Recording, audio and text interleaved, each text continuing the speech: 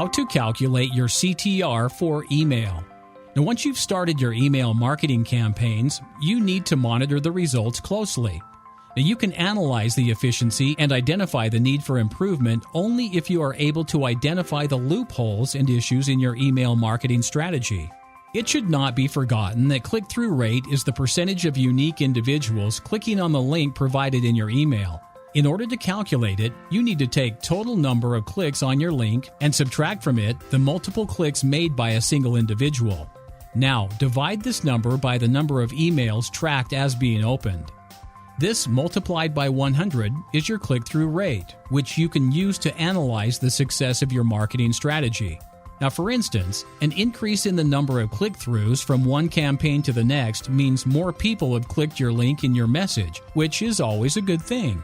Analyze what type of content and CTA got the attention of your reader and got them to take action. You can use similarly devised CTAs in the future for maximum click-throughs. Conversely, a significant discrepancy between the number of emails sent and the number delivered can be an indicator of trouble. You would need to check and analyze why your emails are not being delivered. Maybe you are triggering spam, or maybe your list needs cleaning as you may have bounce issues. All in all, this will affect your deliverability. Many questions can arise in your mind, like, why aren't emails reaching readers' inbox? Are you sending to old email addresses, or gathering addresses in a way that encourages fake addresses?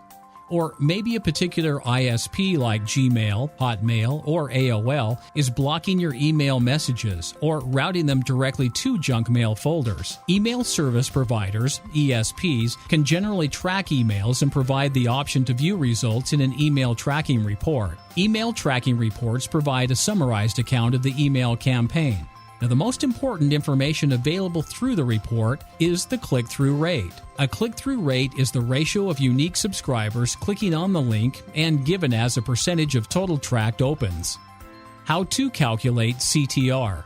Following steps detail the calculation of click-through rates. 1. Determine the number of impressions your online campaign received. An impression is a single instance of a single campaign appearance. Suppose that your email advertisement received 3,000 impressions. 2. The next step is to determine the number of unique clicks that your email got. A unique click is performed by a single individual. In other words, even if a reader clicked your ad multiple times in the same computer, it will be counted as one click. Now, assume that you received 100 clicks. 3. To calculate your CTR, divide your unique clicks by the number of your ad impressions. So that would be 100 divided by 3,000, which results to 0.03. To get the CTR percentage, multiply the result by 100. Now in our example, that is 0.03 times 100, which equals to 3%. It means that 3% of your potential clients who viewed your email clicked the link to your website or page.